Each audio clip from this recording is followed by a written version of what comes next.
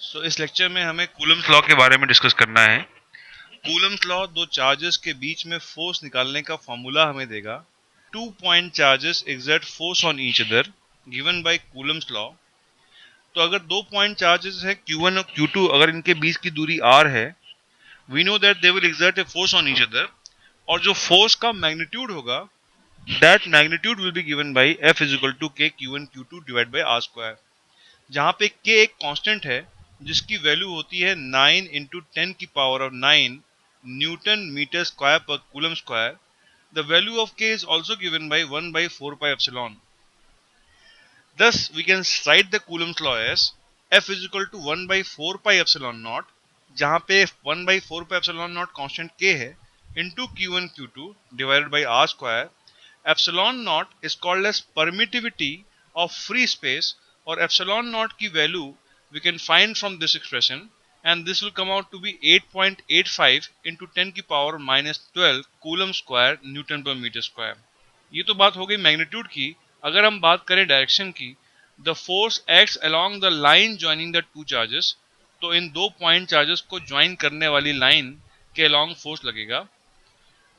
And this force will follow third law, मतलब दोनों charges के ऊपर इक्वल फोर्स लगेगा and it will be opposite in direction. तो अगर दोनों चार्ज पॉजिटिव पॉजिटिव हैं तो force will B repulsive, negative negative charge हैं तब भी फोर्स रिपल्सिव होगा, और अगर पॉजिटिव नेगेटिव चार्ज हैं फोर्स अट्रैक्टिव होगा,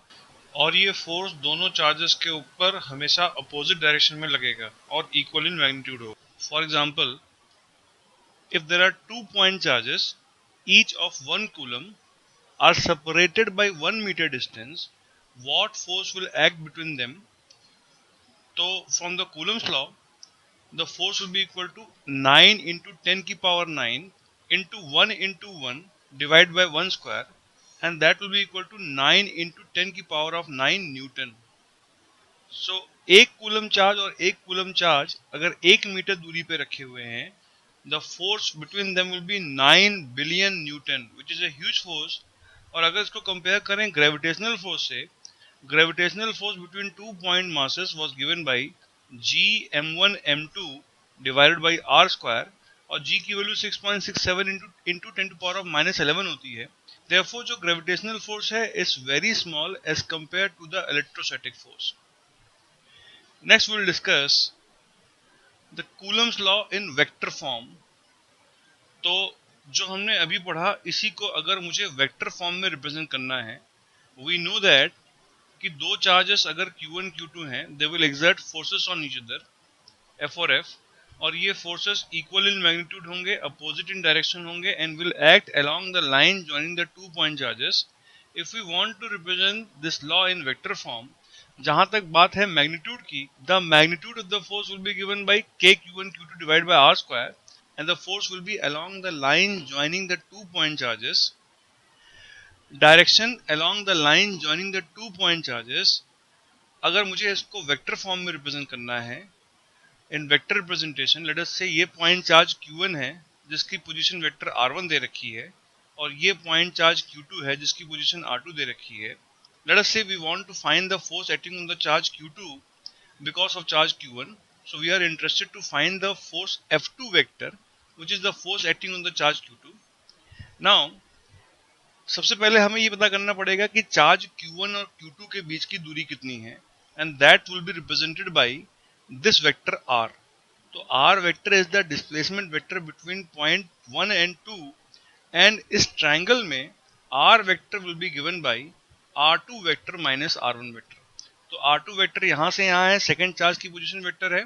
और R1 वेक्टर यहाँ से यहाँ फर्स्ट चार्ज की पोजीशन वेक्टर है, और R वेक्टर का magnitude will be given by R इस वेक्टर का मैग्नीट्यूड है, and that will be equal to R2 minus R1 का magnitude. We can say that R square is equal to R2 minus R1 का whole square. तो इन दोनों के बीच की दूरी का होल स्क्वायर बराबर R2 माइनस R1 वेक्टर के मैग्नीट्यूड के होल स्क्वायर के बराबर होगी। उसके अलावा जो R वेक्टर की डायरेक्शन में यूनिट वेक्टर है R cap, that will be given by R vector divided by R का मैग्नीट्यूड, और ये बराबर होगा R वेक्टर खुद बराबर है R2 minus R1 upon R2 vector minus R1 vector. Now जो फोर्स लगेगा चार्ज Q2 के ऊपर, that can be represented by F2 vector is equal to force का मैग्नीट्यूड इनटू R, क्योंकि जो फोर्स Q2 चार्ज पे लग रहा होगा वो इस R वेक्टर के अलोंग होगा। ये F2 force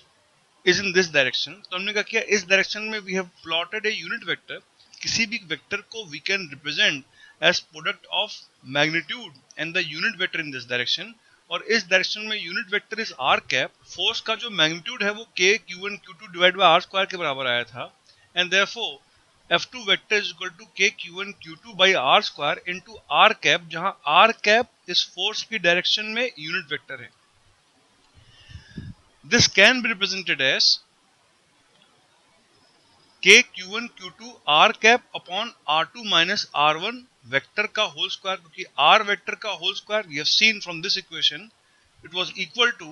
r2 vector minus r1 vector का whole square, and now we can further substitute r cap is equal to r2 vector minus r1 vector divided by r2 minus r1 vector का magnitude, and therefore this will be equal to k q1 q2 r cap is r2 vector minus r1 vector, वो यहाँ रख दिया, upon r2 minus r1 के magnitude का whole square पहले से था, और एक r2 माइनस r1 का मैग्नीट्यूड यहाँ से भी आ गया, and therefore this will be k q1 q2 r2 vector minus r1 vector upon r2 vector minus r1 vector के मैग्नीट्यूड का cube. So this is the force acting on the charge Q2 और इसकी direction R2 vector minus R1 vector के along है। Similarly अगर मुझे charge Q1 के ऊपर फोर्स निकालना होता, ये फोर्स इधर लग रहा होता और ये डायरेक्शन सेम है as the direction of vector R1 minus R2। This just as हमने F2 के ऊपर फोर्स निकाला था, F1 के ऊपर force can be written as k q1 q2 r1 vector minus r2 vector which is a vector in this direction upon r2 minus r1 vector ka whole cube.